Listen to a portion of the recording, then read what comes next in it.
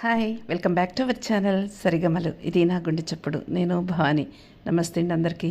ఈరోజు చాలా సులువుగా హెల్తీగా పప్పు ఆకుకూర 3 నిమిషాలు ఎలా చేయొచ్చో సెక్విక్ లిడ్తో ఏం సిక్కుకు వెళ్ళి చేసి చూపిస్తాను. పప్పు కడిగి పెట్టేసుకుని అందులో ఉల్లిపాయలు, పచ్చిమిరపకాయలు, ఆకుకూర ఏదైనా మీకు ఇష్టమైంది, ఉప్పు, కారం, పసుపు, చింతపండు, టమాటా ఏవైనా సరే అన్నీ వేసేసుకుని చక్కగా సెక్విక్ లిడ్ పెట్టేసుకోండి. కరెక్ట్గా 3 అంటే 3 నిమిషాల్లో దీంట్లో స్టీమ్ కనిపిస్తుంది.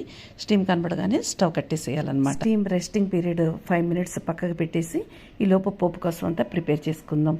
చిన్న మూకుట్లో కొంచెం నూనె వేసుకుని మనం అప్పడాలు, వడియాలు, ఊరమిరపకాయలు ఇలాంటివన్నీ వేయించేసుకుని ఆ మిగిలిన నూనెలోనే పోపు చేసుకుని మనం తాలింపుని అందులో కలిపేసుకోవచ్చు అనమాట.